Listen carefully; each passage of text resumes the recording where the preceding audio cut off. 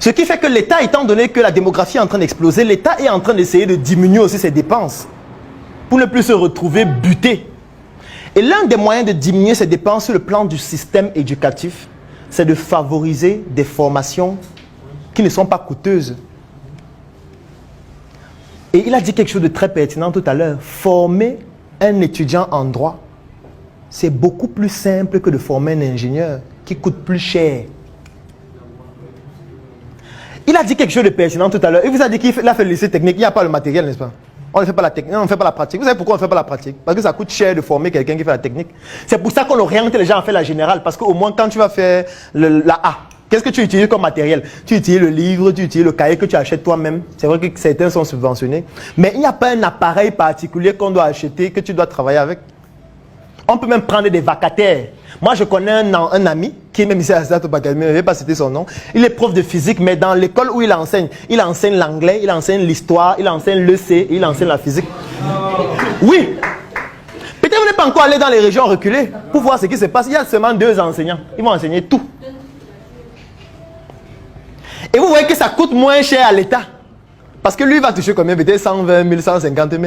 Alors que s'il fallait payer peut-être un docteur pour qu'il aille enseigner, lui, il coûte cher. Il va vous dire qu'il faut qu'on fasse des stages à l'hôpital. À l'hôpital, il faut tel matériel, tel matériel, tel matériel, tel matériel. Donc, ça coûte cher à l'État de former un médecin par rapport à un ingénieur, par rapport à un gars qui fait le droit. Ou par rapport à quelqu'un qui va faire commerce ou marketing. Former un ingénieur, ça coûte plus cher que de former un gars qui est à SOA, qui fait le droit. La preuve, c'est quoi? À SOA, il y a combien de personnes en première année? Un amphi. Il y a combien de personnes? 3 000. À Polytechnique, il y a combien de personnes? En première année, 200. Ça veut dire que ça coûte plus cher de former à Polytechnique qu'à SOA. Pourquoi? Parce que si on prend une salle qui a 3 000 personnes, ou ceux qui sont là n'ont pas besoin d'un matériel particulier parce que l'enseignant vient juste au tableau, il vous dit le droit c'est ceci, lisez cela.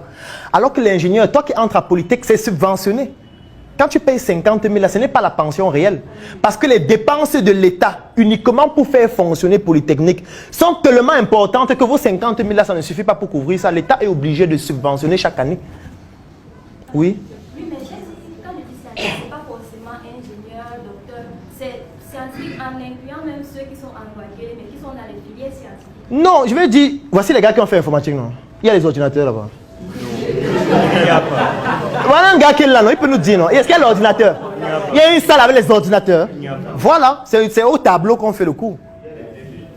Bon, on vous a donné les PB. Donc, pour dire quoi? Pour dire que oui, il y a une partie volontaire.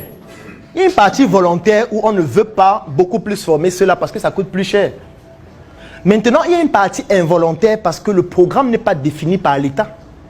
Ce qu'on vous enseigne en droit, ce qu'on vous enseigne même sur le plan des ingénieurs ou des médecins, ce n'est pas l'État qui écrit le programme.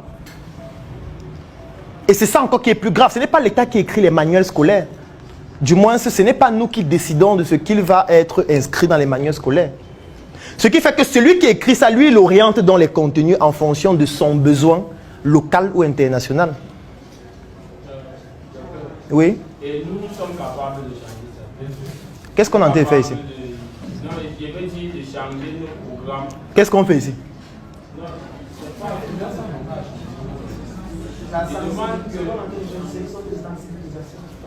Qu'est-ce qu'on fait ici depuis le début?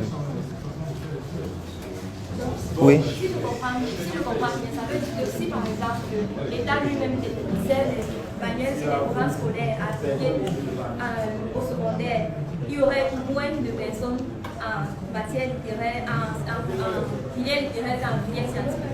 Alors, ce qu'il faut savoir par rapport à ta question, c'est le fait que l'État peut changer ça. Sauf que ça demande plus de moyens. Ça veut dire quoi? Je vais prendre un exemple. Et c'était d'ailleurs l'exemple suivant que je devais prendre. Bon, je vais passer d'abord le Japon. En 2015, le Japon a décidé de prendre une décision radicale. C'est-à-dire fermer 26 facultés qu'ils considèrent comme les facultés du bavardage. Et voici ce que le ministre de l'Éducation disait à l'époque, qu'il faut abolir. Donc il est temps d'abolir ou de convertir ces départements pour favoriser des disciplines qui servent mieux aux besoins de la société. On a fermé 26 facultés de droit. au Japon. Parce qu'ils trouvent que c'est le bavardage. Parce qu'ils veulent plus former les ingénieurs, former les professionnels de la santé. C'est un exemple. Pour dire que l'État peut le faire, sauf que ça va coûter plus cher. Ça aussi, il faut le savoir. Ça va avoir un impact sur l'orientation. Ça veut dire que quand un enfant naît maintenant, dès la maternelle, on va commencer à travailler pour qu'il ait des prédispositions et pour qu'il soit orienté vers des disciplines qui sont plus techniques. Ça va se faire aussi. Pour qu'il n'ait plus la perspective, je vais vous prendre un exemple. Vous pensez que si pendant 5 ans, on dit qu'il n'y a plus les facultés de droit, qu'est-ce qui va se passer? Les gens vont apprendre les mathématiques obligées. Et ils vont devenir forts. Si on dit qu'il n'y a plus la A pendant 5 ans, plus de A, ça veut dire que quand tu pars déjà en 6e, tu sais déjà dans ta tête que c'est la C que tu vas faire. Il n'y a pas la A, il n'y a pas la D. Donc tu fais la 6e, la 5e. En 4e, on te dit déjà que c'est la C, hein, il n'y a pas d'autre filière. Donc soit tu arrêtes l'école maintenant, soit tu continues. Quand tu arrives en 3e, on commence déjà à te préparer que bon, voilà déjà ce que vous allez voir en seconde C. Il n'y a pas de seconde A ou de seconde D. Les gens vont changer. Je vais prendre un autre exemple. On va apprendre à aimer la patate. Le manioc. Les gens vont s'habituer au manioc progressivement. Ça sera dur au début, c'est normal. Les gens vont manifester, on veut le blé. Ça fait 6 mois, 1 an, il n'y a pas le blé. 2 ans, il n'y a pas le blé. Tu vas commencer à manger maintenant le manioc régulièrement. Oui. Sans être du domaine de la politique ou du gouvernement, on peut avoir accès à ce type de décision. Oui, on peut. Et je vais expliquer comment. On peut par 2 moyens. Il y a le moyen partisan, il y a le moyen non partisan. Le moyen partisan, ça veut dire que vous sortez ce soir, vous dites désormais, comme j'ai pris conscience de ça, il faut que ça change. Vous créez votre parti ou vous adhérez à un parti politique. Vous militez, vous partez sur Facebook, sur le terrain, vous sensibilisez les populations, vous essayez d'être député, d'être maire, vous battez prochaine élection présidentielle, vous faites la campagne, vous cherchez les investisseurs.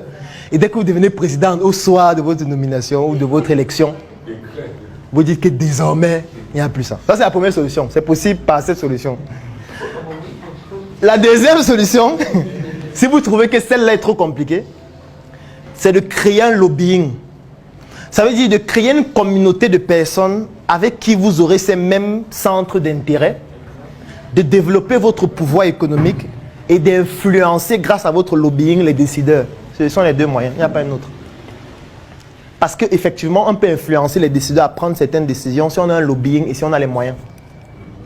Je vais vous prendre un exemple simple d'influence du secteur politique, sans y être. Vous voyez le whisky en sachet, n'est-ce pas? Vous savez qu'on avait interdit ça au Cameroun, non? Le whisky en sachet. Je me rappelle une fois, je ne vais pas citer le nom de la personne, mais il était passé dans un média. Et on lui posait la question que, mais on a interdit le whisky en sachet, ça fait près d'1 an. Comment ça se fait que ça se vend encore? Il dit que non, ce qu'il faut savoir, c'est qu'il y avait encore des stocks. Donc on voulait attendre que les stocks finissent avant d'interdire. Vous suivez ce qu'il dit? En fait, c'est un peu comme si on se rend compte que le pain est dangereux pour la santé, que quand tu manges le pain, tu meurs. Et on interdit le pain. Et quelqu'un te dit que non, on avait encore 1000 pains disponibles. Pourquoi est-ce que j'explique ça? Parce qu'il y a un lobby qui contrôle ce secteur d'activité, qui impose à ce que les politiciens ne prennent pas cette mesure-là. C'est pour ça qu'on continue de vendre ça jusqu'aujourd'hui. C'est la même chose avec le plastique. N'est-ce pas, on a interdit le plastique?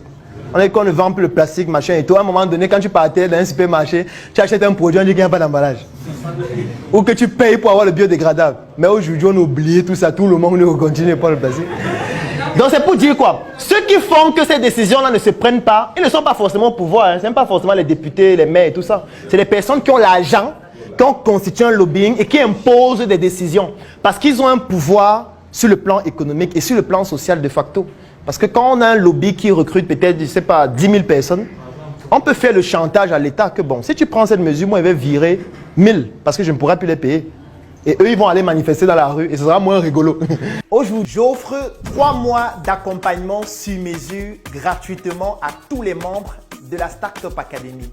La Startup Academy, c'est cette initiative qui a vu le jour en 2016 et qui est basé sur un trépied que nous appelons le trépied idéologique qui comporte la sensibilisation en ce qui concerne l'entrepreneuriat, la formation sur tous les métiers et les secteurs d'activité qui tournent autour des opportunités d'affaires et enfin l'investissement dans des projets. Que vous soyez un débutant, un étudiant, un entrepreneur ou alors toute personne qui est intéressée par les affaires, durant cet accompagnement qui va durer 3 mois et qui est entièrement gratuit, vous allez bénéficier de notre retour d'expérience, de notre visibilité et surtout de nos stratégies qui vont permettre à votre projet de pouvoir décoller.